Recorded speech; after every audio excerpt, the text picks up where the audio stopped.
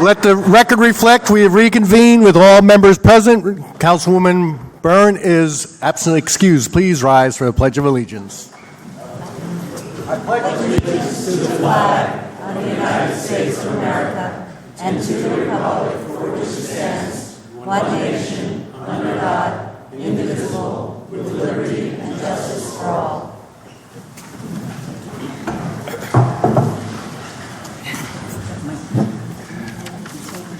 I have a motion for the executive minutes of July 9, 2018. So moved. Second. All in favor? Aye. And a motion for the regular minutes of July 9, 2018. So moved. Second. Any discussion, corrections, or changes? All in favor? Aye.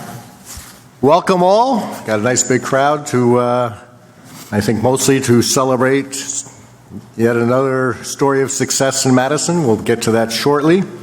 A few other things I want to share first. One, our thoughts are with Borough employee Louis Amarato Jr. and his family with the passing of his father, Louis Amarato Sr.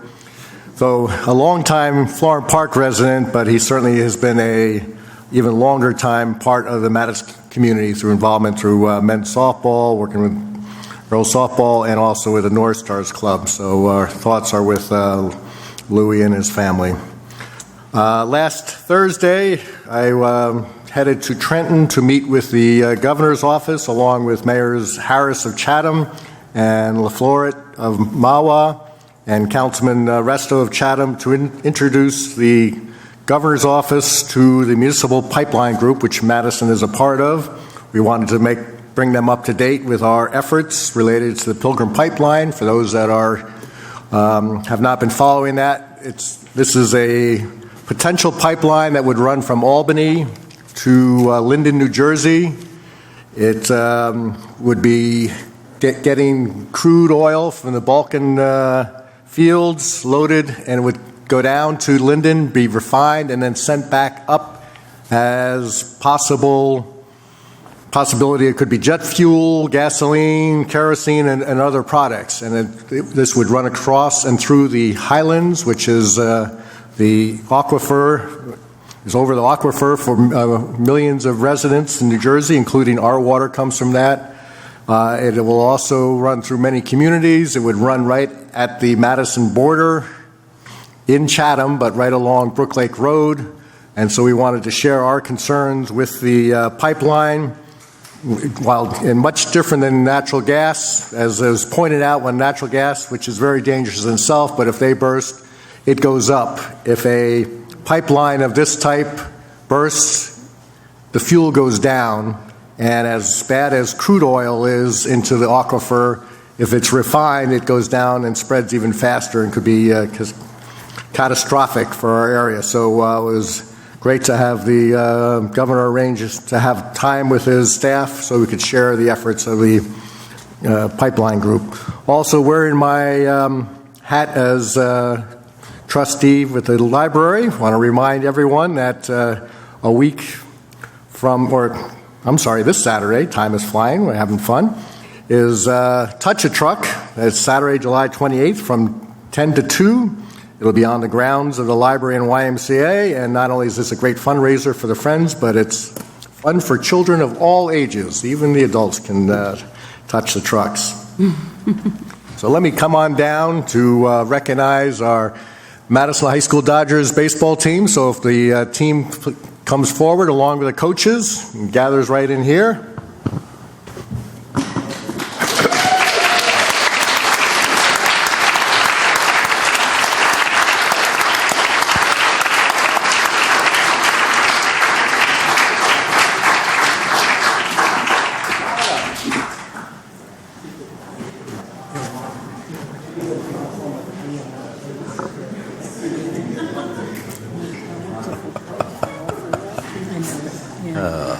Let me see if we can fight my way up to the front here. It was a lot easier 2 weeks ago with the golf team.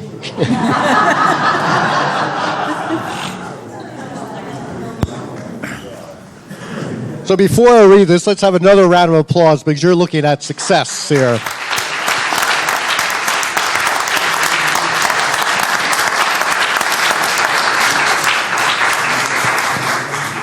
And it's always a pleasure to recognize success, no matter where it is in Madison, but especially in our schools. So when we got the word that you were state champions, we figured we want to get you here to congratulate you and to make sure you know that Madison is behind you and is truly proud of your efforts. And in a few moments, we'll also get the coaches to say a few words if they're ready. And so I'll just read one of these, and then we'll hand them out. The mayor and council hereby congratulate the members of the Madison High School Dodger varsity baseball team for achievement in winning the North 2 Group 2 State Sectional Championship.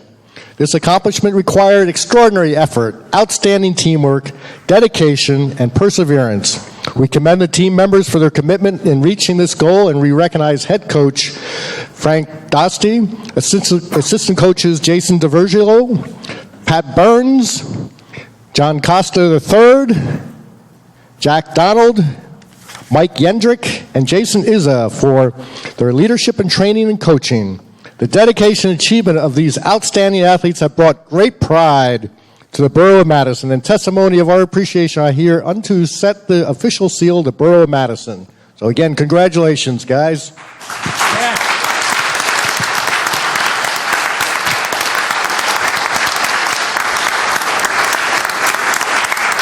And I'm going to present the certificates and let the coaches speak. Walter Brownlee. Walter, congratulations. Michael May.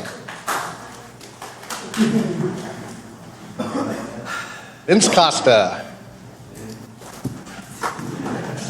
Aiden Kane. Not here. Steve Capola. Andre Dela Cruz. In the back row. Colin Kidd. Jack Flanagan. Not here. Carter Shipley. Well done. Jacka Heron.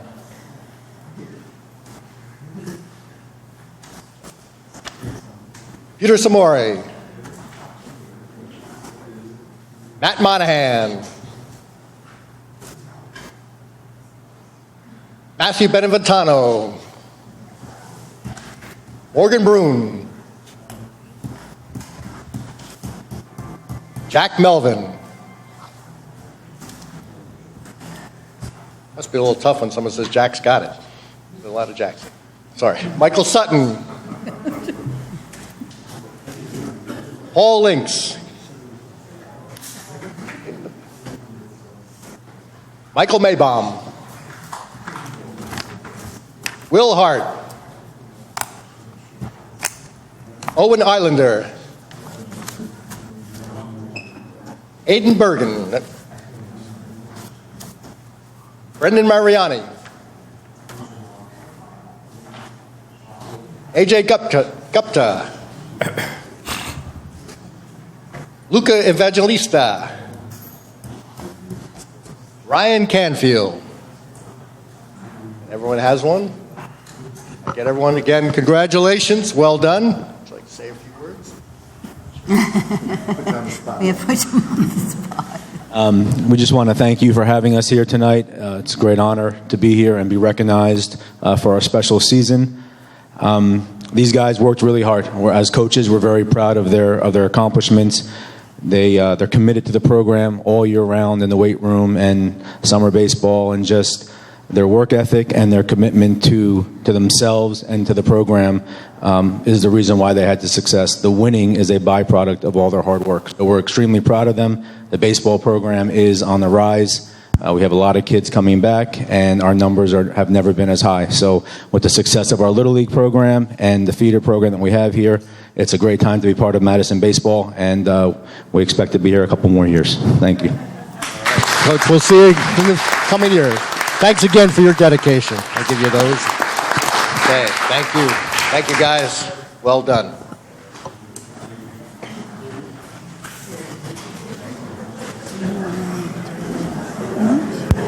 Tell me to get out. Did she really? We need to see. That's 7 pounds of an ounce. I have to call. When is Mike calling? And again, you are, as we always say, you're welcome to stay, but we won't take it personally if you leave. But Well, we have to keep the doors open, so take the conversations outside the building because it echoes through here. But thanks again for coming out tonight, and thank you for the dedication of the parents because it is truly a team effort. The whole family has to dedicate their time to success in athletics.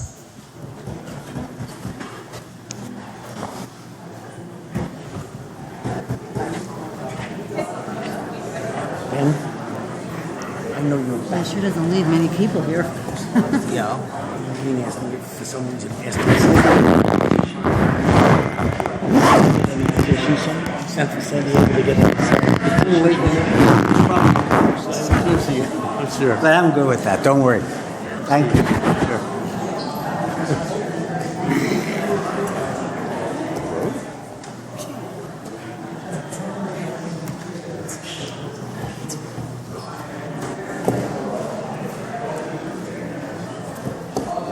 Okay, we will move on to reports from committees. Health, Mr. Rowe. Thank you, Mr. Mayor. First, the Health Department has given final approval for the opening of another new food retail establishment in the borough. Next, MASA will be scheduling a free yoga program at the community pool on 4 Tuesdays from 2:30 till 3 p.m. Please email Lindsay Pruitt at prewittl@rosenet.org for more information.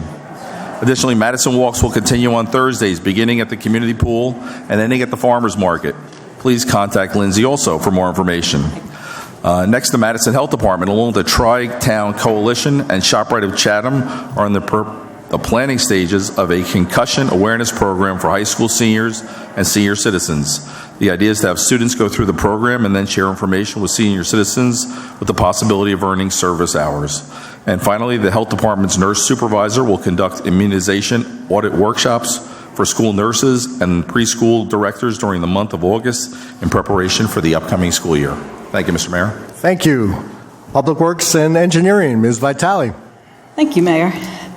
So this is a report from Public Works. I don't have one from Engineering, except to make a special note that the Engineering Department wants to remind all the residents that the current Greenwood Avenue work is a new gas line being installed by PSE&G. So, just make note of that because PSE&G is all over Madison at this point, digging up all the streets. If you've noticed that we've been having a lot of work done and to our commitment to keep the infrastructure going and in working order. So next month, August 13th, we're going to have a really good presentation, about all the work that has been completed this summer.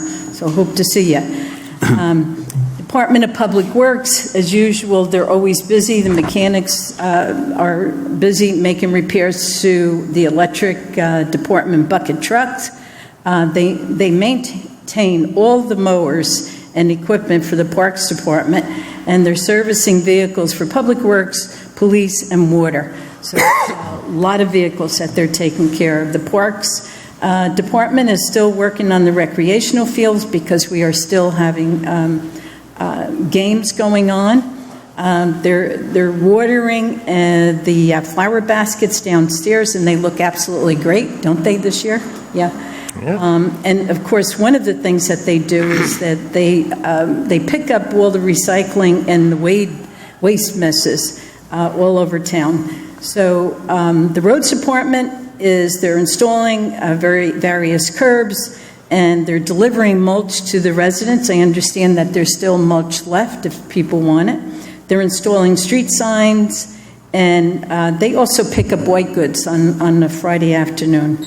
The sewer department is maintaining their day-to-day lift station operations, and they have responded to residential sewerage calls and replaced and fixed catch basins. And they handle all the miscellaneous markouts for like public service or whoever is digging. That's all, Mayor. Thank you. Finance and Borough Clerk, Ms. Bailey. Thank you, Mayor. For the finance report, the payroll department.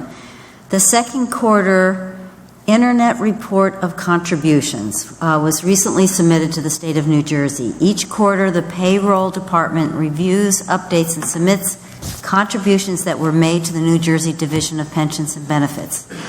From the tax collector, due to the additional state funding that the Madison School District received recently from the recently approved state budget, the third quarter tax bills are delayed. The Board of Education will be meeting tomorrow night to decide on how to spend the additional aid. They can either increase their budget spending or they can reduce the tax levy, which would result in tax relief for the residents. After this happens, the state and county will certify the levies and then forward the final tax rate to Madison. Tax bills will then be sent out as soon as possible after the certification. The deadline for payment will be extended accordingly, and we apologize for this inconvenience, but the extra state aid for the school is very welcome and very appreciated.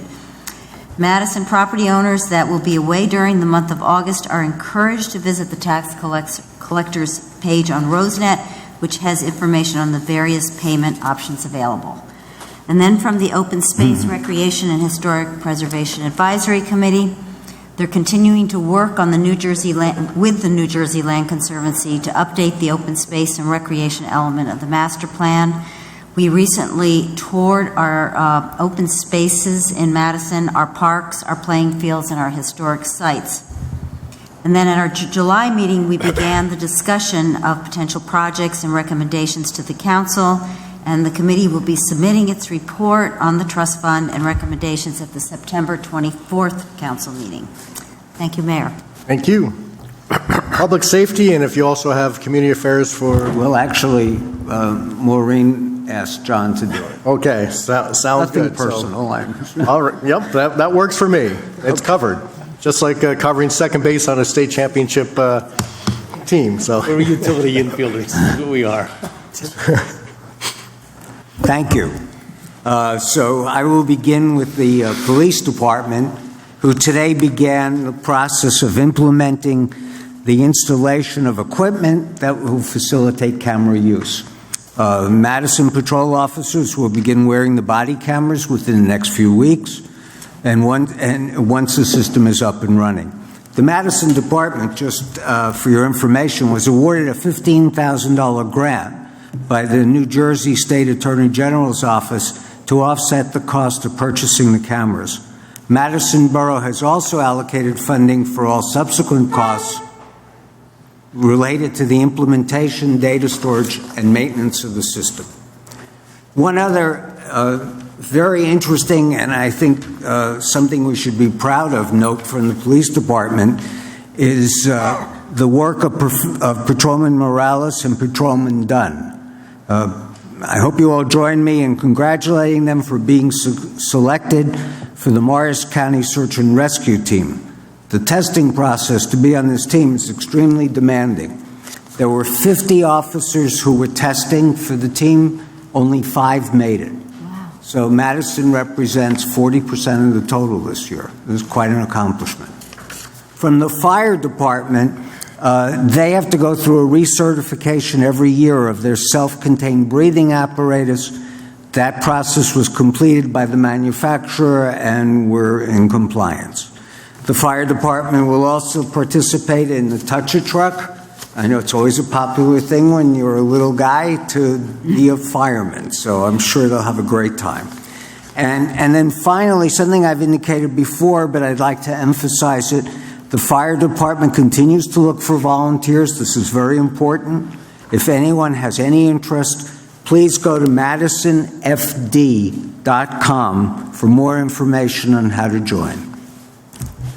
thank you. And with utilities and community affairs, Mr. Hoover. Well, we'll do community affairs first. The community gardens participated in the Morris County Open Garden Program. Gardeners from around the county turned out to see our efforts. The collection of produce for the food pantry is underway. The Museum of Early Trades and Crafts continues its restoration work. The borough and the museum are partnering on a visitor center, which would be an easy place to access information on Madison. I'm sure our new historian, Scott Spelka, will have some input. Rotary is sponsoring, they did sponsor a cornhole tournament this past Saturday for End Hunger at St. Vincent's. It was really quite good. And again, it's going to be a lot of fun at the Touch a Truck, so come on out. For the rec department, we're wrapping up another successful spring-summer season despite some early weather-related challenges. This year we served 22 groups across 15 fields. Rental revenue is projected to exceed $30,000 by the start of the fall season and should reach approximately $40,000 by the end of the year. We're behind last year's pace due to the harsh weather in March and the expansion of some of our primary programs. The fall schedule has been generated with our primary fall organizations, Madison Junior Football, Madison Junior Field Hockey, and the Madison Soccer Club. Remaining times have been opened up to renters and other secondary groups. The Madison Volunteer Ambulance Corps has agreed to provide CPR/AED courses for our volunteer coaches beginning in late August or early September.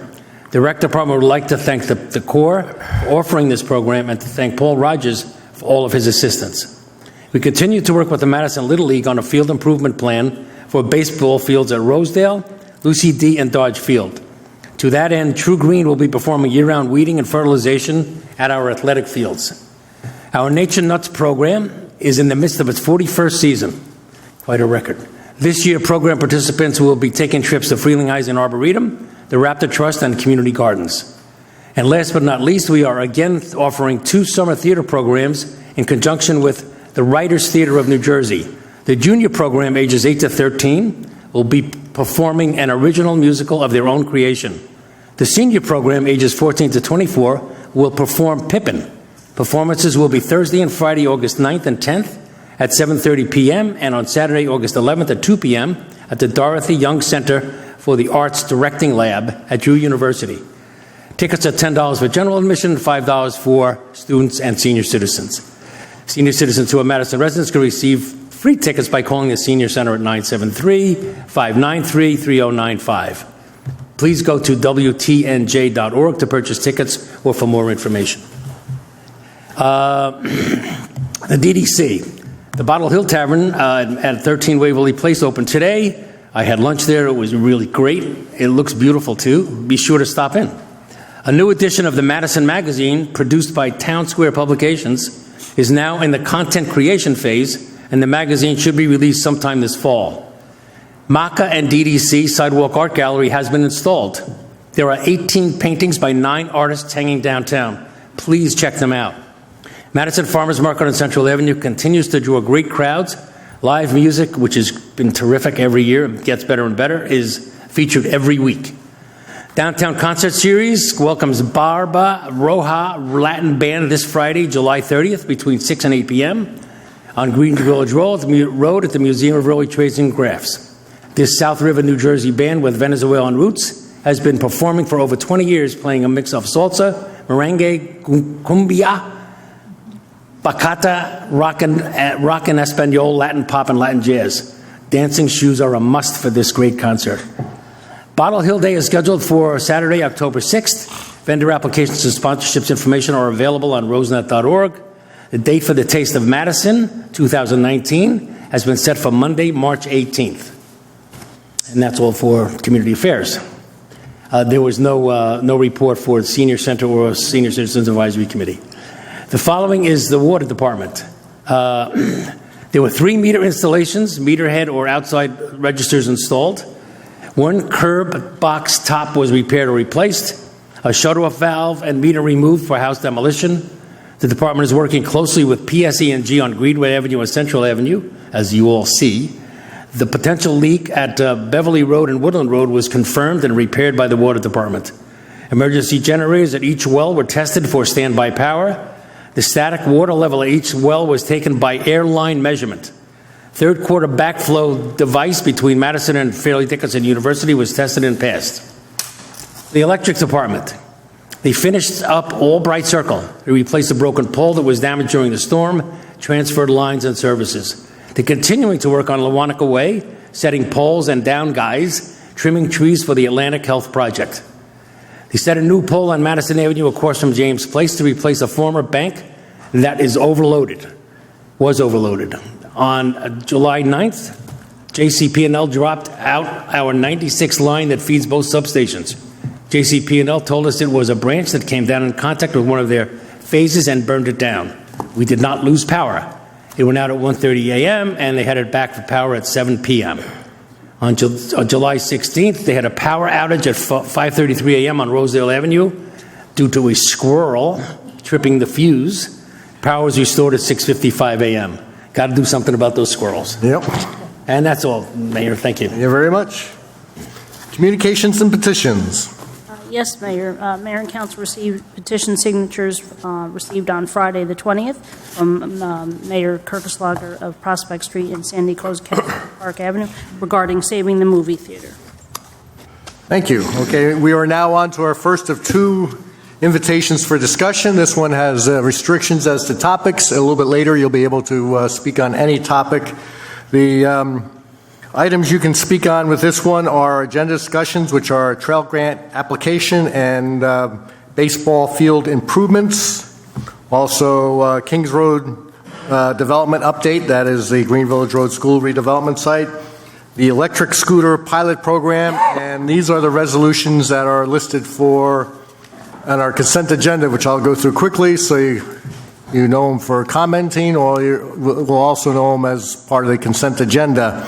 Ordinances have a hearing. You may comment on the ordinances when we have those hearings.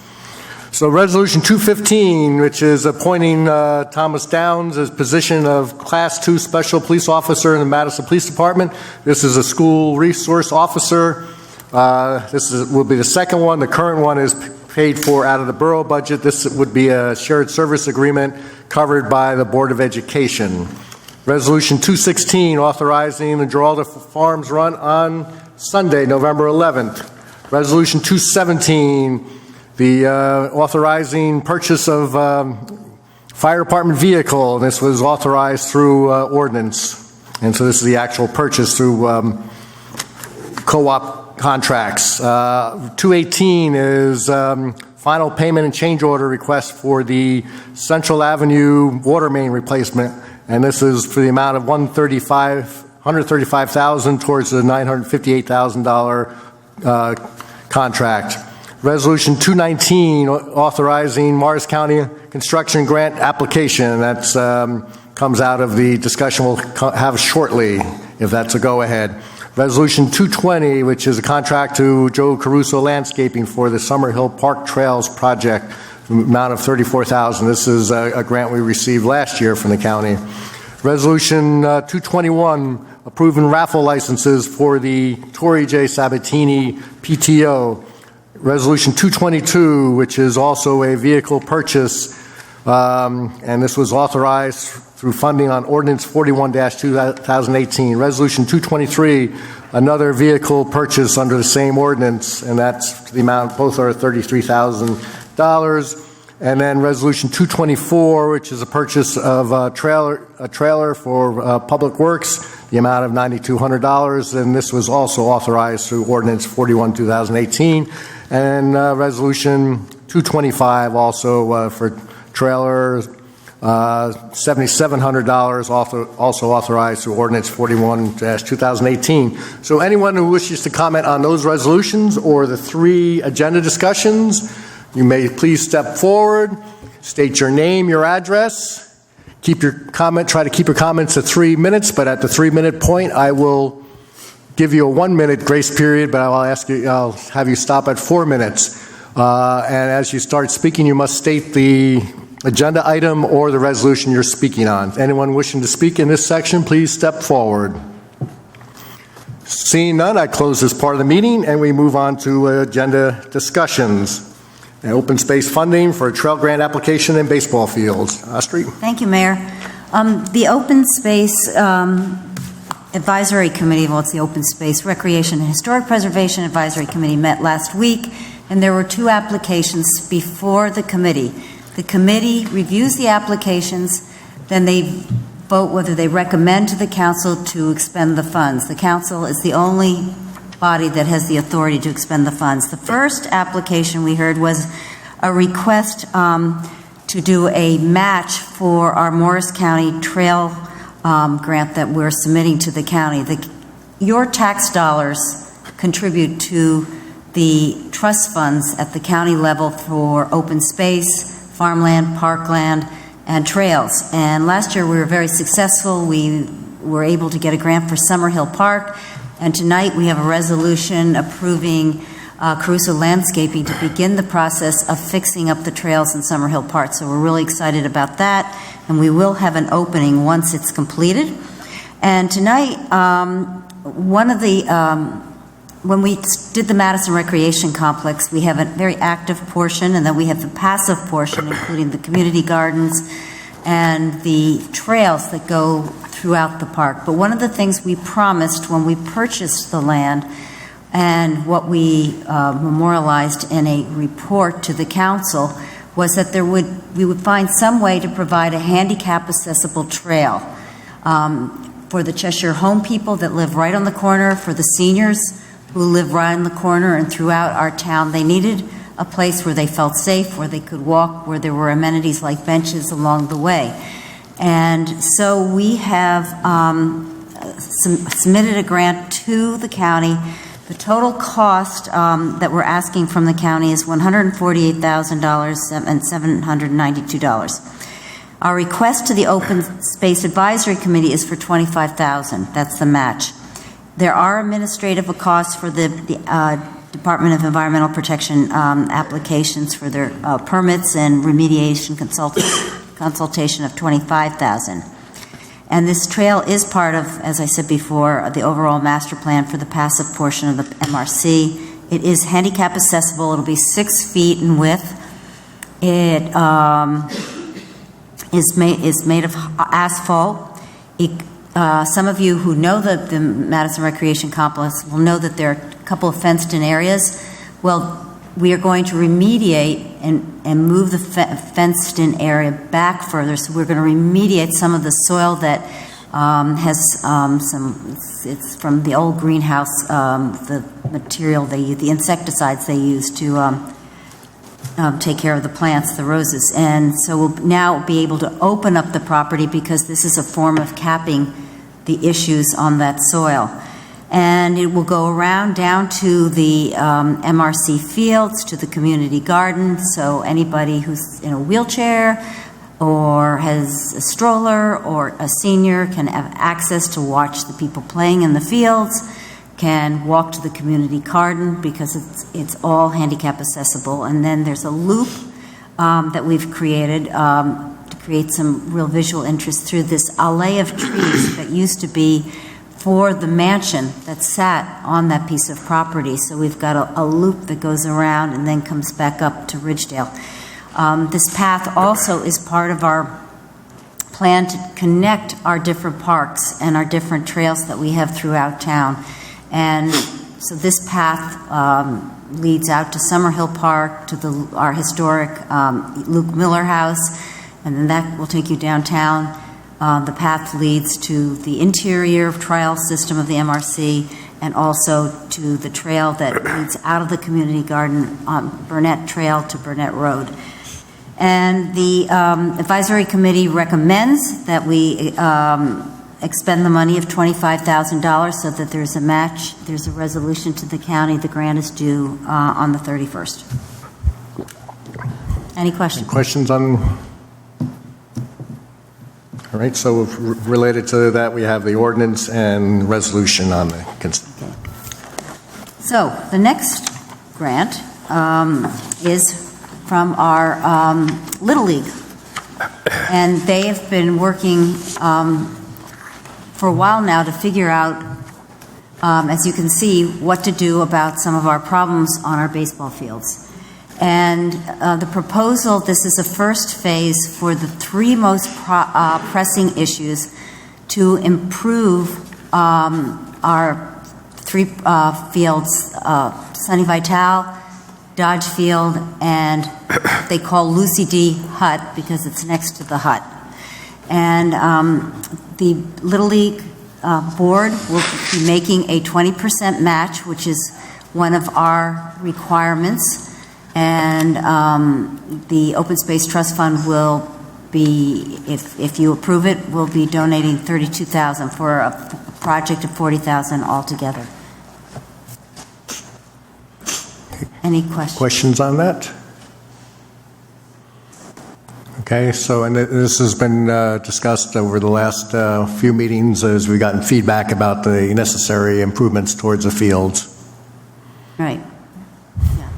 There's some pressing issues here. I mean, they're reconstructing these fields, and they're going to be presenting a proposal for an overall improvement of every single field that we use for baseball, and that will be presented to the Open Space Trust Fund in the near future.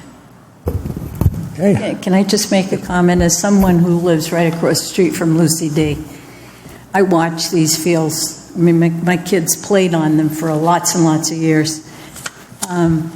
The drainage, especially at second base on the one on Myrtle Avenue, is like, it's remarkably bad.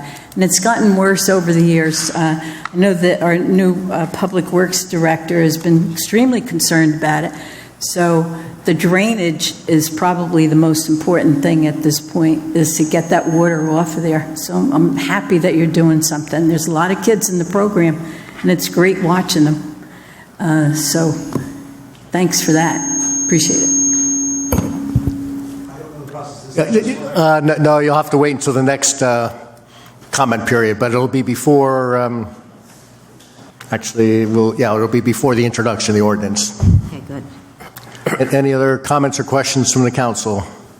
So this is, that's Ordinance 43, which would authorize the funding towards the fields. Okay. Thank you, Mayor. All right, moving on to Kings Road Development Update. Jim?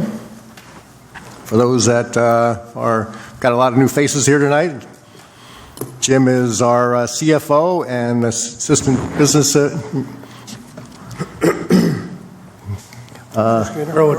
Borough Administrator. You know, I all of a sudden had a brain freeze, sorry. Thank you, Mayor. Our Director of Business Development, Lisa Ellis, is also here and will help present on this important topic. We wanted to give you an update on the GVR redevelopment. I'm going to talk about it from a financial standpoint. She's going to talk about it from some of the benefits that the borough is going to get that are in regard to the community space. This is kind of a repeat of what the mayor and council have seen before, but we're putting it out there for the public that this redevelopment is involved and connected with a pilot. This permits the borough to enter into an agreement with the redeveloper that specifically defines the taxes and fees to be paid on the project. Under the law, it's known as a financial agreement, but you'll often hear us refer to it as a pilot payment. The pilot enables the borough to retain a much larger percentage of every dollar that is paid in. In Madison, the borough retains about 22.5 cents of every tax dollar that's paid in property taxes. With the GVR pilot agreement or financial agreement, the borough will retain 62.5 cents of every dollar paid in, and you'll see in a few minutes why that's so important and how that's going to be so helpful to the municipal budget in future years. As defined in law, the payment made pursuant to the pilot agreement is called an annual service charge as opposed to a tax. Pilots are made on a quarterly basis, similar to conventional real estate taxes. The financial agreement that we executed ahead of this and then was part of the agreement that was ultimately codified with the developers has in it a base minimum charge that will be paid, and the annual service charge of $710,000 paid by the complex. That amount goes up by 2% a year for the term of the agreement. The agreement is 30 years. The complex has 100 apartment units that have been built, and it has 35 condominium units in the complex. The apartment units, the annual service charge is based on rents. For the condominium complex, the annual service charge is based on the sale price of the unit. The annual service charge is split up, as said before, a little bit differently. 2017 property taxes were allocated as 61% to the schools, and as mentioned earlier, 22% to the municipality. In this situation, the annual service charge it was agreed upon that the Board of Education would receive 32.5%. That didn't have to happen. The council agreed with the Board of Education to do that, and the municipality will retain 62.5% of that. So I wanted to talk about some of the more specific dollars in terms of financial benefits and then give you some comparisons. The financial agreement in it projected that the average sale price of the condominium would be about $650,000. It turns out that the developer decided to build larger, higher-end units, and the average sale price so far is $950,000. Since the annual service charge is based on the sale price of the condominium, the amount paid by the condominium portion we anticipate is going to increase by over 30%. So we talked about $710,000. It looks like it's going to be a lot more. To date, 9 of the 35 condominium units have been sold, and another 9 are under contract. By comparison, we have the residential buildings, and for those who don't know, the condominiums are in the back portion of the property. The rental units are in the front 2 buildings.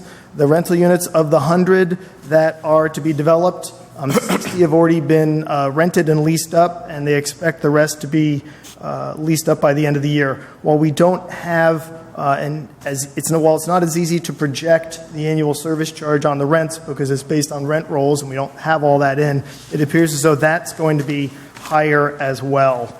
So by comparison, I thought it would be helpful to look at 4 different properties and compare what we receive in municipal portion of property taxes from these properties versus what we're going to receive for the GVR development, because I think it's significant. General Wayne is a large apartment complex on Ridgedale Avenue in Sayre.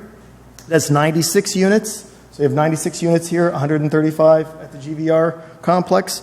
This paid $246,000 in taxes in 2017. The municipality got $55,000 of that. Realogy is one of our second largest rateable in town. That's the property on Park Avenue. They paid $1.3 million in property taxes in 2017, and the municipal share was about $310,000 for that. Giralda 7 is on the corner of Woodland and Lewanika. It's that building that's a little closer to the street. You see it a little more obviously on the corner of Woodland and Lewanika Way. They paid $620,000 in taxes in 2017. The municipal share was $239,000. And then we compare the GVR complex to this. It will become the largest municipal taxpayer in town. When I say municipal, what the municipality receives as opposed to the county and the school board. We're anticipating not $710,000, but $850,000 or more in an annual service charge, and the municipal share of that at 62.5% will be $500,000. So comparing that to Realogy, which is our second largest rateable at $300,000, and we're going to be getting $500,000 from the GVR complex. I think that's significant and important to note, and it's why we wanted to reiterate it here. We did talk about this during the development process, but we wanted to kind of bring it to light again, and now that we're seeing actual numbers, we thought it was important to be able to bring that information to you. As a reminder to some people who may not remember, the property was sold by the Board of Education to the developer for $12 million. $11 million went to the Board of Education, and $1 million the Board of Education gave to the Borough to help pay down the Madison Recreation Complex on Ridgedale Avenue. We received $2.1 million in affordable housing payments. That's in our Affordable Housing Trust Fund. We'll be able to spend that developing affordable housing in town. We've received over $340,000 in construction code fees, $930,000 in sewer and water connection fees.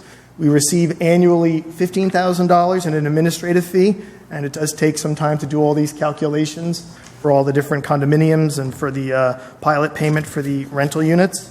And then to date, we've received $100,000 in administrative fees through the redeveloper agreement. So those are some more tangible financial benefits. Also, the developer paid all the costs and expenses associated with the legal and planning aspects of developing this. So what the Borough and the Board of Education fronted for legal and planning, the developer paid as well. We believe that this development will have a limited impact on the Borough and the Board of Education. The complex pays for its garbage and snow removal, and these types of units, these rent-by-choice type units, do not generate many school children. The developer paid for infrastructure improvements, the beautiful paving on Kings Road, the electric and sewer infrastructure improvements. And as a reminder, this property was previously tax exempt, so that's $850,000 that the town's going to be splitting between the Borough and Board of Education, where before it was completely tax exempt because it was owned by the Board of Education. So, are there any questions on the financial numbers side of things by council or mayor? I'm going to hand it over to Lisa Ellis, our Director of Business Development, who's going to talk about the community space. Thank you very much. That's been very helpful, and besides being part of our video that will be available through cable and Fios and also available online, we'll have this PowerPoint also posted online. Thank you, Lisa. Now for the fun stuff. If you look at the building, I don't know if everybody's aware where the space actually is, but if you're standing on Kings Road and looking across the street, the space is on the left-hand side of the building, closest to like where Madison Auto Body is, down on that corner. It's a 3,000 square foot facility. It's on the ground floor of what they call Building A. The borough has a 30-year lease for $1 a year. The facility, which was rather ingeniously designed, has restrooms, dressing rooms, a ticket booth area, and a very large open performance space. But perhaps part of the most exciting part is the way that the space opens up to the outside area. There's a large patio area there with a large outdoor stage. If people have driven by it, they'll note like a sail thing in front of it. That underneath that sail is the big round outdoor stage. The space has seating or event capacity anywhere from 200 to 300, depending, of course, on the event, whether you're seated at tables, it's theater seating, indoor, outdoor, sort of cocktail standings type events. I think probably the biggest boon of the space is its versatility, and I think we'll be able to use it for many, many things. The sky's the limit. We read an article recently where in NorthJersey.com that commented on the fact that, and I've read this in other places as well, that a combination of elements contribute to successful downtowns. A lively, bustling atmosphere with lots of people is a must, but what attracts the people?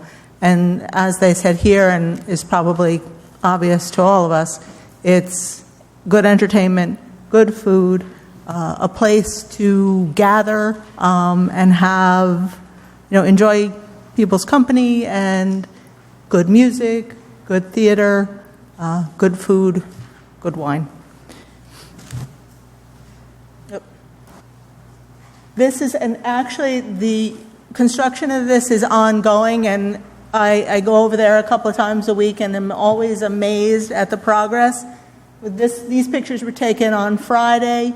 Already a sprung wood floor has been installed. If you can see on those concrete areas are completely covered with a sprung wood floor. The contractor was in there today when I was in there, and they're going to put the finished floor in, start the finished floor later this week. The first coat of paint has been put on. The bathrooms are pretty much done. Plumbing was happening today as well. It's truly going to be a beautiful space and an asset to the community. We expect it to be done sometime in August. Just call my office if you'd like to take a tour. Happy to tour anybody around. I think it's something that the borough will be truly proud to own and share with the community. I've created a rental contract and information sheet. Those will be posted on the borough website as soon as the space is complete. We're working with local arts organizations to put a calendar together for the rest of this year and next. This is sort of a list of the many things we've come up with that will be able to be housed in this space, and I'm sure we left out many others. All kinds of events, commission events, community events, DDC Art Gala. We're talking, I'm already talking about a indoor farmers market, the recreation drama programs, Playwrights Theater and Writers Theater and John Petrowski have been heavily involved in this space and will be involved in the programming. I'm not going to read these to you. They're all here. This public schools could have art shows, student performances. We've also talked to some of the universities already about possibly using this space.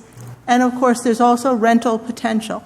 Corporate events, private parties, etc. We already have our first booking. The Grace Counseling Center Gala is scheduled for September in the space.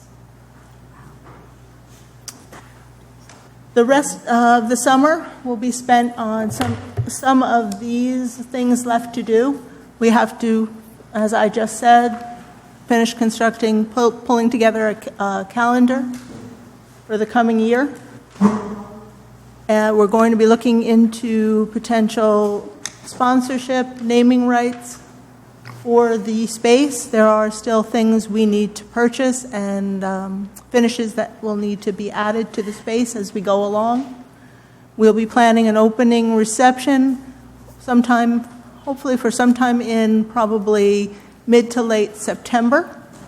And some of the equipment things that still need to be fleshed out are performance lighting, the audio-visual equipment, draperies, some furniture, some basic office supplies and setup, etc.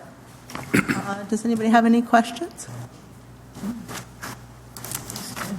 Okay. Thank you. Thank you very much. It's exciting.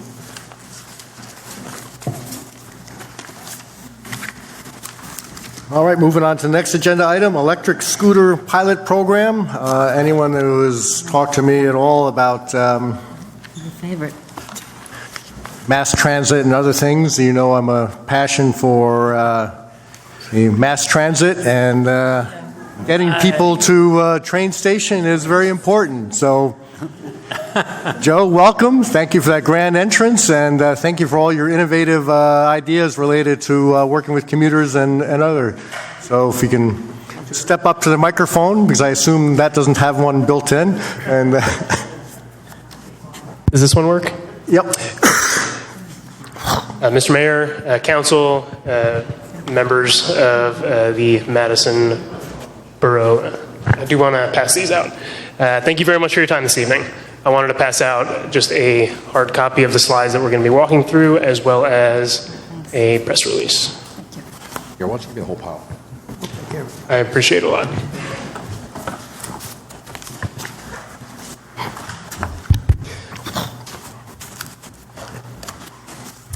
So my name is Joe Colangelo. My company is Boxcar. We do two things in Madison. First, we provide a parking solution for people who don't have parking near the train station. And we actually do this in 20 towns throughout New Jersey. The way that we provide this parking isn't by constructing any new parking, but by making better use out of the parking that is not used during the week. So you can imagine places like churches or funeral homes. They have these parking lots, and they really need them at certain times. Maybe it's only Saturday or Sunday. Maybe it's Friday, Saturday, Sunday. Well, we work with them on the days that they don't need them, and we built an app so that people can reserve parking spots in those parking lots, and then we give the majority of that revenue to the owner. We provide $2 million in liability coverage and all the other things that these organizations need. So by doing that, we free up additional commuter parking. We also run a bus service that we started during the summer of hell and have continued to run, much to the delight of many Madison residents. So quick statistics, 20 parking spots. We've paid over $12,000 to Madison property owners in the last year, and we've had over 6,000 reservations from nearly 300 Madison residents in the last year. So you might be thinking, why electric scooters and why now? We've seen a number of these sorts of individual personal transportation revolutions that haven't necessarily taken hold. I think you recommend, I like this tweet. It highlights, well, the Segway didn't work, the hoverboard didn't work, the electric skateboard didn't work. So why the electric scooter? And why now? Well, first off, it's something that a lot of people are comfortable on. It does look like a kid's toy. We've all ridden them at some point, or we've seen our children ride them. It's a very intuitive thing. You don't have to be an expert at balancing or skateboarding or anything else in order to give that a try. And then the second is that recently there's a couple pieces of technology that have kind of fallen into place to make this really possible, and that includes the proliferation of smartphones. Things like GPS devices that have come along with smartphones have gotten really cheap, so you can put them in scooters cheap. And then finally, just the motors that create the ability for these scooters to go up to 16 miles per hour, small DC brushless electric motors combined with improved battery power. So you've seen them a lot in the cities. The model for urban scooters is to basically leave them anywhere you want on the sidewalk. Somebody else comes along, they pick it up right when they need to go somewhere, and they pay for it in the app, and they go a mile, and they leave it somewhere else on the sidewalk. That's not exactly what we think is going to work in the suburbs. So our company, Boxcar, is all about suburban mobility. And we don't think that there's necessarily a great need to have 100 scooters kind of strewn about suburban towns so that people could use them. But we do know that there's this problem where there's just not enough parking near downtown areas. And so for every parking spot that we can free up, maybe from a commuter or an employee, it can get put to better use. Maybe it can be used by shoppers or people who are just visiting for a very short period of time. And the more that it can get used rather than just being a car storage parking spot, the better that is for the downtown. And so if we could get just a couple of people, this is a map of our current customers with a 1 mile radius drawn on there. So this could be, during the nicer months, a very easy commute and a very quick commute for people. So our vision is basically to, at no cost to the town whatsoever, pilot this with a number of our customers who fancy themselves very solid candidates. So there's some advantages. It's privately funded. There's zero infrastructure needed to try this out. And we get to move some cars out of the downtown areas. And there are some limitations. It is not for everyone. Not everyone is going to need to be a scooter user in order for this to be mildly successful. And it's not attractive during inclement months. So it's not necessarily a year-round solution. So it does have its drawbacks. If you were to go dockless, there's also that issue of clutter, but I do not foresee a dockless model, again, one of those where you leave it without a dock and leave it strewn about in the suburbs. So we have met with members of Madison Borough, and our next steps are essentially, first off, we chose Madison. We talked to a number of towns, and we think that we have had nothing but the warmest reception to date. They've been very reasonable about trying new solutions that can help their commuters and their residents. So we really appreciate that, and I think that a business climate like that makes all the difference in the world. So thank you. So we are working with Madison to find a secure location for the scooters to be stored at the train station, not a major speed bump. And we are then going to be promoting our program to our customers and potentially new customers who would want to volunteer for this. And then finally, we'll be selecting these pilot participants. So individuals can apply at boxcarapp.com/scooters, where they can learn more about the program. The way that we're going to be doing this is by giving it to them for free after Labor Day. So they're going to have 2 months of a scooter in hand at no cost to them whatsoever. All we're going to ask is that they show up for a safety training session at the beginning of the program, that they adhere to our rules as it regards wearing a helmet, and that they report back as to what their usage is, how frequently they use it, whether it's something they could see themselves using in the future on a regular basis, and that will be the extent of the program. We are partnering with a company called Inboard. Inboard is the nation's largest electric skateboard manufacturer, and they are expanding into electric scooter manufacturing now. So that is the extent of my presentation. At this point, I would be happy to take any questions. John and then Ben? Thank you. Is it my understanding that the model is, in this pilot, that there will be 15 to 16 residents selected within a 2.5-mile radius of the train station? And the pilot will last how long? So that is correct. So 2.5 miles is what we think reasonable for the distance, and it also happens to coincide with the borders of Madison from the train station. So I think anybody really in Madison could probably be eligible for this pilot. And then we expect it to last through the end of October. Okay, thank you. Ben? How long does this go on in charge? So a couple of quick stats here. This one, it can go up to 15.5 miles per hour. It can go 16 miles on a single charge. However, the ones that we're actually going to be using for the pilot have an additional battery pack, meaning that they can go 30 miles on a single charge. Now, the way that we're going to be doing this is that our selected participants will be bringing these home with them at night. And so they can charge them up at night, take them back in the morning. Okay. And is the notion at some point you would make them usable during the day? That is. So if this were able to, be a self-sustaining thing, maybe it's a subscription model for that rider who uses it as their primary means of getting to and from the station. If that were able to support these scooters, well, then we could look at opportunities. It was brought up during our call that these might be perfect for people who are going to Geralda Farms. So they get off the train, they pick up a scooter that was just dropped off by a commuter, and then it's on the Geralda Farms campus. Makes it easier for them to come back downtown Madison to get lunch, things like that. So increases mobility. They would then return it, presumably 5 or 6 o'clock, just in time for somebody coming back from New York at 6 or 7 o'clock to pick it up and take it home. Okay. Helmets optional, or?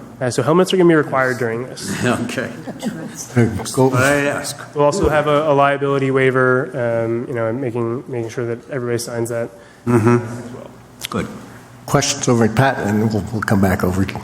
Is there a security feature so that if I'm the designated user, I'm the only one who can use this device or activate it?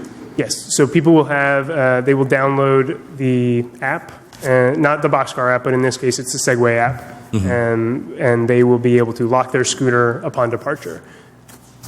In the instance where you're saying you want to be able to possibly expand this so that other people could pick it up during the day, you'd have to make the unit available in a dock of some sort if we didn't want to have it generally available around town? That is correct. So we would need to integrate into our app, into Boxcar's app, the ability to unlock and basically associate yourself with the scooter, if you're a member of a Boxcar customer. Right. I mean, the idea of having them everywhere is intriguing, but I was in China about 1.5 years ago where they have a significant amount of bicycles that are just readily available everywhere, and they're literally everywhere. And now they're in graveyards, I understand. There was actually a situation where there were so many people who just left their bike somewhere that it was a giant, it was like a mile of bicycles just strewn down a road. Do you have the ability to reposition these during the day once if this thing gets up and running and there's a significant number of users? How do you make sure they're in the places where people are going to need them? Those are kind of like discrete logistical problems that I can't anticipate right now. I imagine that there would be some sort of solution whereby we do have a repositioning of sorts. Because if somebody were not able to make it to the station during the day, or it would be a balancing act. At this point, we're keeping it really simple because it's all we could really handle. We don't have the logistical wherewithal to kind of dedicate to moving things around. Okay, one person, one scooter during the pilot program. So last question, are you going to be coming back in 3 months or so and giving us a report on how this all went before we go to the next step? And you may be scooting in by that time. They may be so I wouldn't take a bet on that. Thank you. Austria or Carmela, before I go back to John, any questions? Pat asked my questions. Thank you. I presume because this is being used in other communities that there are no police or legal restrictions about what the definition of that is. Does it have to be ridden on the street? Can it be ridden on a sidewalk, for example, that kind of thing? So we looked into this. It does not explicitly state it in New Jersey law, but it does mention you need to wear a helmet. So it mentions electric scooters, saying that you need to wear a helmet. It kind of defines electric scooters as what you might imagine like the mopeds are, where you're sitting down. And typically cities have moved them into bike lanes. So basically whatever rules the bikes must follow, scooters must follow as well. And I should point out, this is the first electric scooter program in the state of New Jersey. Great. We'd be in Hoboken and Jersey City, possibly only by a few weeks. Yeah, I mean, one last statement. I think people have to do this on the road. I mean, picture John or I doing 15 or 16 miles an hour down the sidewalk and crashing into a small family. I agree.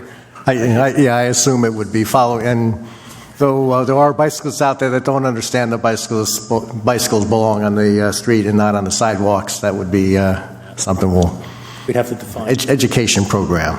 And since you talk about the fact there would be a training program before you can be in the program, that would be very important. So, I was just wondering, closest town or city to us that has this program? Good question. So they showed up in Charleston. I think New York has still paused on them. I know Boston has them, and I'd say those are probably the closest. We can look into that, though. We'll let you know. I was just curious. we'll be kind of leading edge of suburbia, Absolutely. along with your other pilot. What Westfield is also, was that your other? So we're still, right now it is just Madison. Oh, just Madison. That's all we can announce today. That's our philosophy also, just Madison. And it's good. If you're coming down the sidewalk, at least you guys are Dodgers. You know how to handle an oncoming scooter. Yeah. I appreciate all your innovation. Just to put this in perspective, let's say this program is a incredible success, or even just like 50 people use it on a regular basis. If you were to build a parking structure for 50 cars, that's 1.5 million at least. So the innovative solutions will get us a long ways. So thank you, Joe, for the presentation. Thank you for letting me give it a try. Thank you all for your time. Thank you. And we look forward to the report back after October. Exactly. We'll see you in a few months. Thanks again. We're now on to ordinance for hearing. Will the clerk please read the statement? The ordinance scheduled for hearing was introduced by title and passed on the first reading at the regular meeting of the council held on Monday, July the 9th, 2018. It's posted and filed according to law, and copies were made available to members of the general public requesting. I call up ordinance 42-2018 for second reading and ask the clerk to read said ordinance by title. Ordinance of the Borough of Madison amending Chapter 45 of the Madison Borough Code entitled Shade Tree Management Board to clarify and provide necessary amendments to protect borough trees on construction sites. I open the hearing for ordinance 42. Anyone wishing to comment on this ordinance, please step forward, state your name, your address, and please keep your comments to 3 minutes or less. Anyone wishing to comment? Seeing none, I close the hearing. Mayor, I'll move ordinance 42-2018. I'll second that. Any council discussion? Roll call vote. Mrs. Vitale? Yes. Ms. Bailey? Yes. Mr. Wolkowitz? Yes. Mr. Rowe? Yes. Mr. Hoover? Yes. I declare ordinance 42-2018 adopted and finally passed, and ask the clerk to publish notice thereof in the newspaper and file the ordinance in accordance with the law. We are now on to our second of invitation for discussion, including Little League fields. So anyone wishing to comment on any topic, please step forward. And as before, state your name, your address, write the same on the clipboard, and try to keep your comments to 3 minutes or less, but I will give you a 1 minute warning, grace period, and ask you to stop at 4 minutes if you go past the 3. Terrific. Thank you very much. So my name is Patrick Lang. I live at 47 Valley Road. I've been here for maybe about 7 years with my wife, Amy, and our 3 healthy yet trouble-making little boys, who, thankful for all of us that are not here tonight, they're at home. So I want to speak tonight about the baseball fields, and I'll start with the ordinance. So this $40,000 that is this ordinance is, at least where I'm from, that's a lot of money. So thank you for considering this. It's very important, I think, to the kids and the families. But I also want to thank a couple of the people I think were very important in getting this process going. So maybe about 6 months ago or so, my wife and I and a group of 5 families had some very real concerns about safety issues facing our baseball fields, the 7 baseball fields here in town. So I reached out to Zach Ellis, and Zach got back to me immediately. I was actually surprised. The guy must live with his phone. He got back to me immediately with a couple of questions or answers to my questions. And then we took it further. We got this committee together, and we went to Ken Weir, and Ken, who's the head of Madison Baseball. I think it's maybe the most thankless job alive. The guy doesn't have any kids associated with baseball, yet he spends more time in Madison Baseball than anybody else. So he was a huge amount of help. And then finally, a new friend of mine, who Astrid Bailey, who I got to meet earlier this week. And you don't meet too many people that are that good at getting things done. She has a lot of creativity in getting things done, so thank you for your help. But our concern is this, and this ordinance, I think, is step 1, and I want to emphasize step 1. This town prides itself on safety. It's one of the things that makes this town a wonderful town. And we have over 600 kids playing on 7 Little League fields that are not safe. Now, those pictures of drainage issues, that's a issue. That is not the issue. The fact that we live in one of the nicest towns in the world, it's essentially a Norman Rockwell painting, our town, and we have fields that are significantly below that of towns that are much less nice than ours. That is a issue. Again, that is not the issue. The issue is the safety of these fields and the safety of the 600-plus kids that play on these fields, my kids and the kids in this community, and the hundreds of kids that play on our fields from other towns. We have hundreds, if not 1,000-plus kids that play on 7 fields 20 to 50 times a year in our town that we would be liable for if something were to happen to them, and these fields are not safe. So I'm going to pass out a couple of things that will give a picture. I'd like to first look at the very first picture in here for me. Actually, we're not supposed to have, but we'll... I'm sorry. We'll take Yeah, we'll take those and... This is the first picture, I think, is the important one. So this very first picture, I'll hold it back for everyone else to see. And you have 1 minute. Sure. This just looks like a hole, right? It's in the outfield of Rosedale 2. Just like a hole. It's from the picture. That is my 11-year-old neighbor standing in that hole.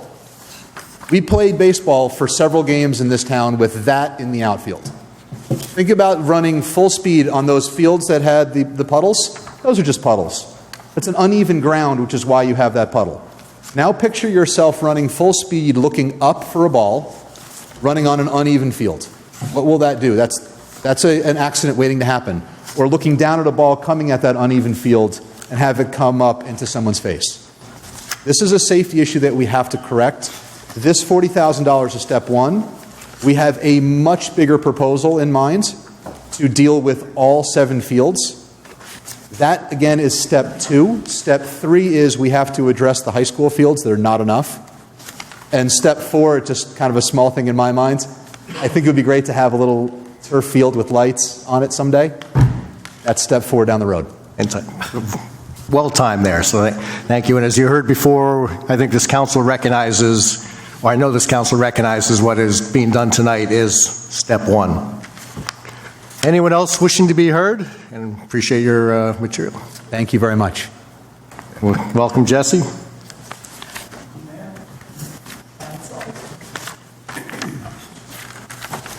Yes, Esposito.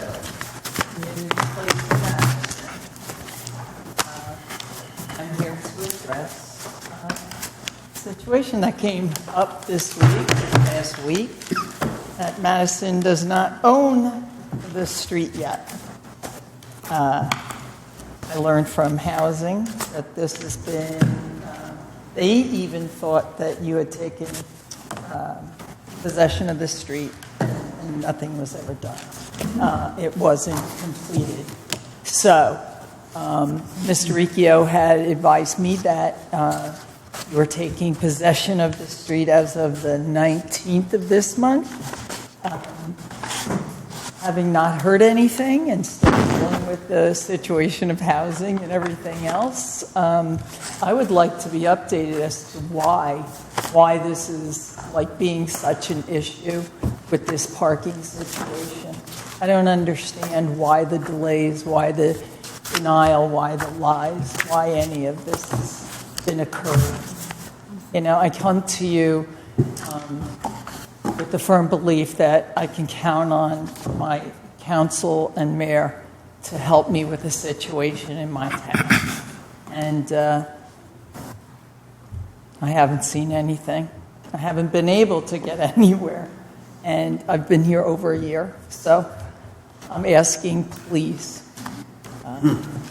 tell me what's going on. What can I expect? And is the borough going to start policing Community Place where it needs to be policed? Yep. If you're completed, I can give you an update as you go to sit down. So we do have an update for you. Okay. Go ahead. Actually, because we, if there's anything else you needed to cover. Just one other thing I did want to bring up was the fact that even though I have basically policed the street pretty well, a lot of the parking has ceased, except for several businesses, but that's, you know, they're at that one end. I was just curious as to, again, I'm going to reiterate the fact that since the beginning of Community from Park to Cook is no parking on the right-hand side as you come down the one way, why we can't do a continuation as, you know, it hasn't been affected, nobody parks there. Why can it not be from Cook Avenue to the housing area? And why can't housing open up the parking spaces that they do have available in there? Thank you. Thank you. So as said before, in our world, nothing is simple, and sometimes it gets to the point of being very frustrating. And I know the frustration level for you is much higher than it is for me on this topic, but it is fairly high for me. Because of a technicality, the planning board could not hear the subdivision, which is step one before the borough can take ownership of the street, is subdivide the lot that would contain Community Place extension, and then it can be transferred over. That hearing will be in August. Because it has to be everyone within all the property owners within 200 feet have to be noticed with the date. So the planning board will have that in August, and then we can move forward with the transfer of the property. Once the property is transferred, obviously the 4-hour town-wide parking limitations go in effect, and we can also have the police department look at similar parking regulations as are on Cook Avenue and Community Place across the block as to one side of the street parking, which would also be enforceable. So I feel your pain, and I'm sorry you have to keep coming back, but we are working on it. Anyone else wishing to be heard, please step forward. Sandy.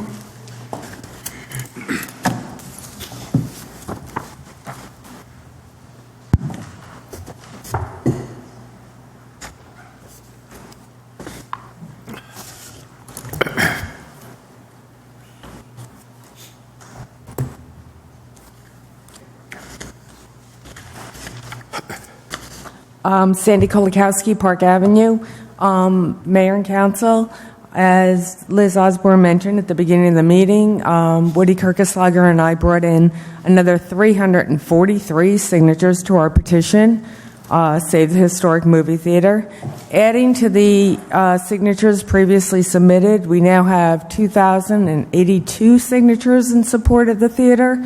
A truly significant number. To put in some context, I believe that's more people than voted in the June primary locally. Save Madison Theater will continue to work on behalf of our supporters, many of whose comments you can read on the website savemadisontheater.org. Saving the theater is something the community overwhelmingly is urging us to do. Its preservation and renewed operation will help secure the historic charm Madison is known for and will maintain the diversity of uses our downtown needs to be successful. Saving the theater is simply one of the best opportunities we have, economically, historically, and culturally, to make a lasting positive impact on our community. Thank you. Thank you.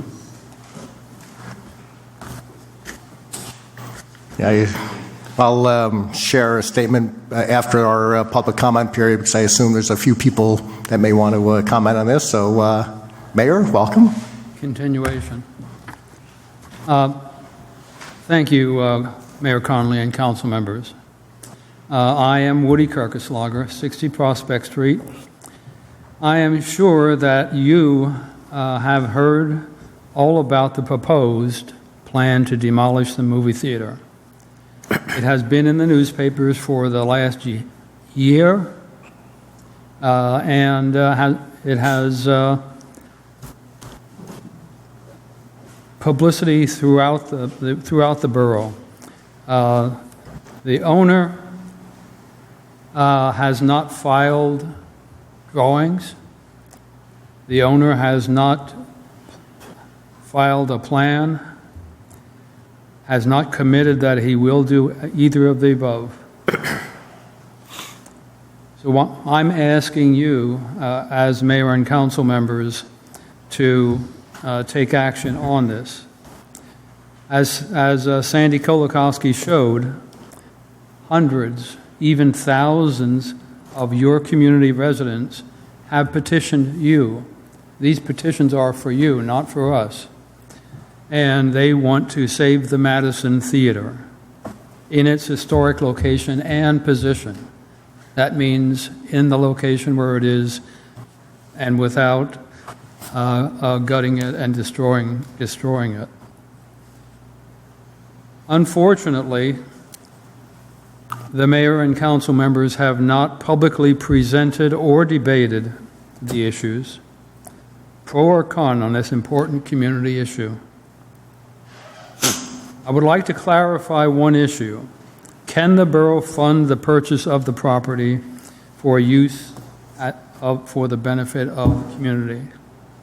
The answer is clearly yes, and without a doubt.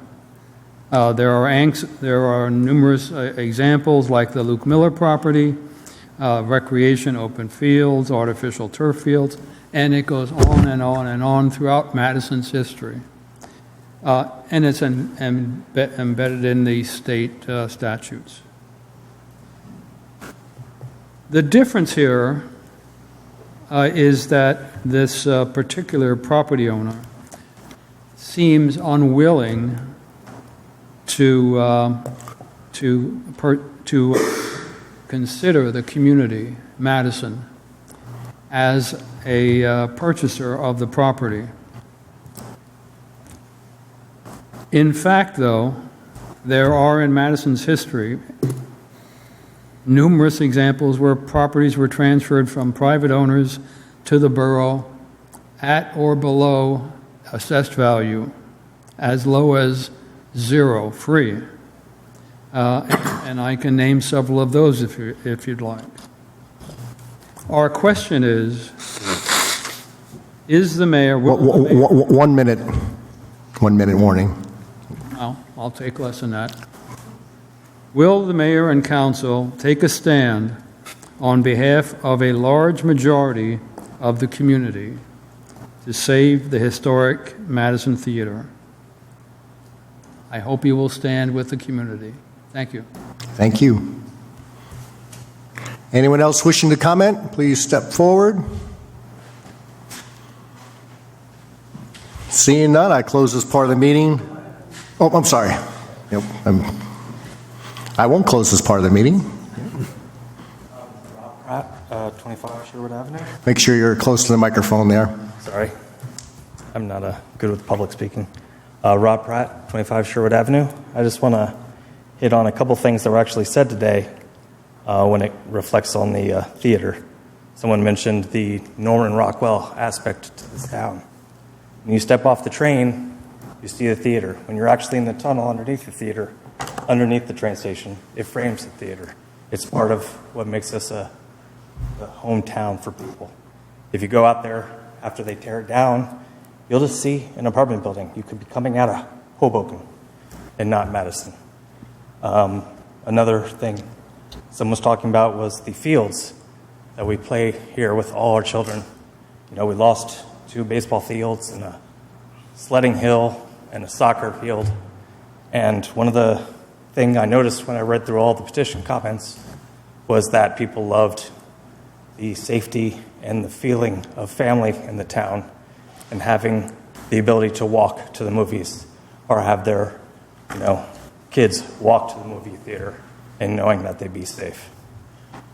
So it would be a shame to lose another aspect of family and childhood memories. Because no sledding in town anymore, and it would be a shame to lose these aspects of what makes Madison special. Thank you. Anyone else wishing to be heard? Nope.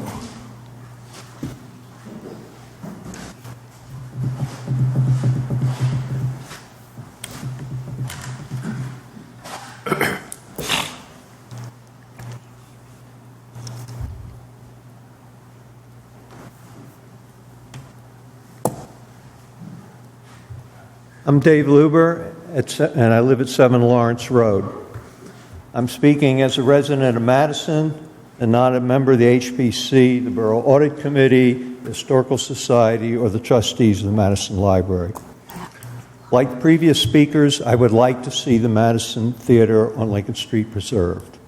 But any proposal to the council to put up the money for its purchase, I think, is not the way to do it.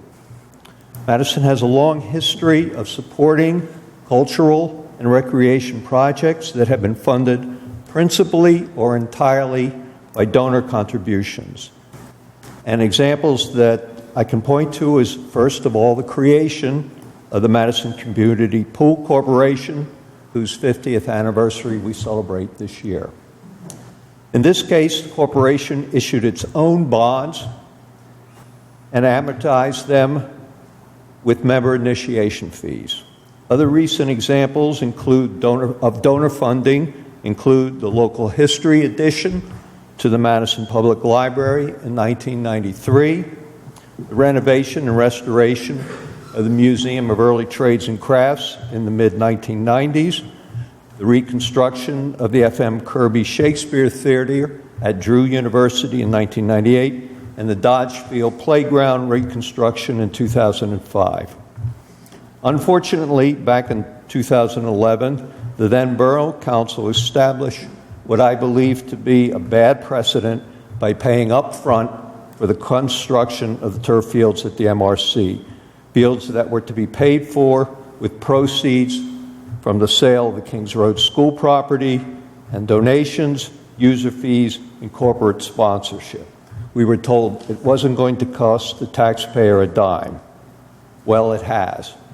And Madison taxpayers have been on the hook for the interest and amortization of $1.2 million in bonding ever since. We should learn from this experience and never again put up money that should come from the community on a vague promise of repayment. Thank you. Anyone else wishing to be heard? Debbie?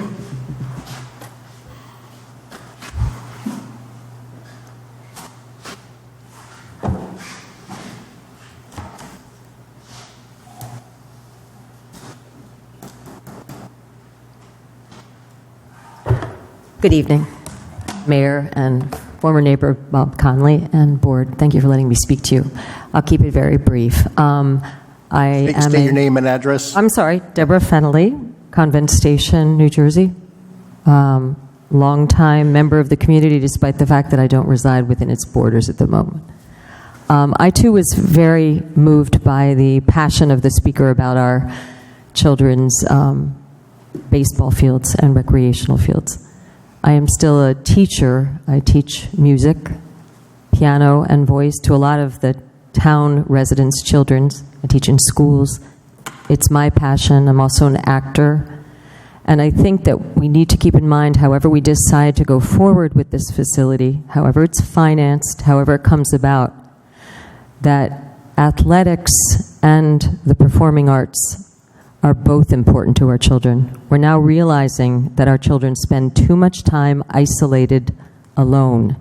And we need to realize that a theater in a community like Madison will not just bring people together, but it will give our children a much-needed sense of community as well as education. So while there are arguments to be made for and against how it comes about and how it's funded, I believe that we should be looking at it as crucially as we do the other activities that our children participate in. Thank you for your time. Thank you very much. Anyone else wishing to comment? Step forward. Seeing none, I now close this part of the meeting. Just a few quick comments as the petition shares the passion for the library. I appreciate the great passion for those that have taken the time and their dedication to get the signatures, to spread the word and all that. It asks about saving the theater, and then in particular asks the council to commit to temporary fund or carryover funding while the committee develops a plan and goes into fundraising. As was stated by one of our speakers, and I certainly stated many times 7 years ago, and my long-time history in the nonprofit world, we want everyone to be successful. We need this borough council to be successful. We need the borough to be successful. We need the passion of our residents to be successful. And one of the number one things about fundraising is donors do not give to cover debt, to take care of a carryover time. They give to make a dream possible. When a donor is handed the idea of give to Project A, we have already taken control of the property. We've already built this facility. We just need you to pay the people back. Versus Project B, this thing is so important for the community, and it will not happen without your donations. It is B that leads to successful campaigns throughout. So I encourage all of you, the leadership and all those that have signed that petition and the very active committee, find the partnerships that are committed to saving the theater, that have a business plan that will develop and be vibrant in the downtown. Go to the owners who right now are not planning on selling this property and hopefully convince them to sell the property. And I'm sure at that point, when a plan is done and the community is invested and we know it's going to be successful and the restoration has happened, the open space and historic preservation dollars can be made available for the borough to be part of the partnership. But to do it now will handicap the success of this endeavor. So please take it as a challenge and go out there, make it happen. I think you will make many people proud. So thank you for your passion. We appreciate your time coming out tonight. It's not always easy giving time in July. We now move on to introduction of ordinances. Will the clerk please read the statement? The ordinances scheduled for first reading have a hearing date set for August the 13th, 2018. They'll be published in the Madison Eagle, posted on the bulletin board, and made available to members of the public requesting copies. I call up ordinances for first reading and ask the borough clerk to read said ordinances by title. Ordinance 43, 2018, ordinance of the Borough of Madison appropriating $32,000 from the Municipal Open Space Trust Fund for improvements at the Borough baseball field. Mayor, I move ordinance 43-2018. Second. Any further discussion on this topic? Okay, roll call vote. Mrs. Vitale? Yes. Ms. Bailey? Yes. Mr. Wolkowitz? Yes. Mr. Rowe? Yes. Mr. Hoover? Yes. Ordinance 44-2018. Ordinance of the Borough of Madison appropriating $25,000 from the Municipal Open Space Trust Fund as matching funds for an accessible trail at the Madison Recreation Complex. Mayor, I move ordinance 44-2018. I'll second. Any further discussion on this ordinance?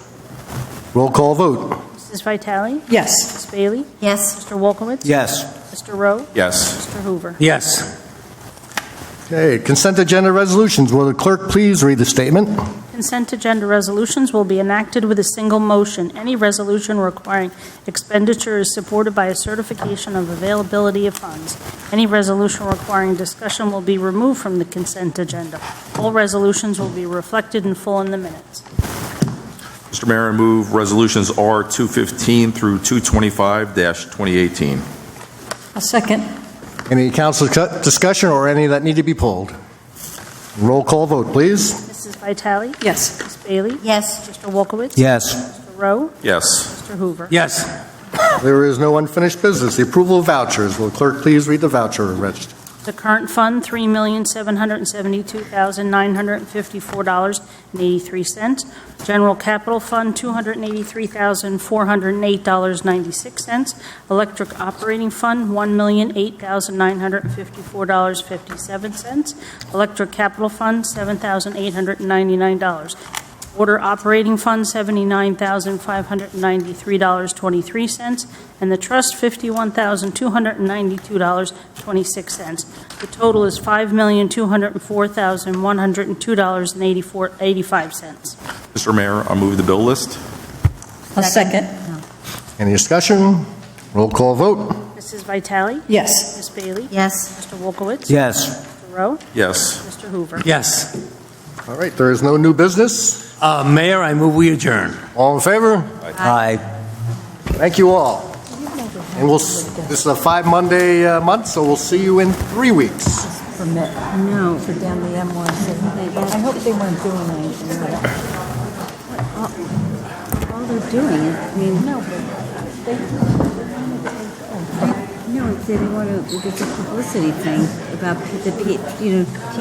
I know, but they want to take over all of the, like 3 or 4 parking spaces down at the M1. 2 or 3 days. I know, I saw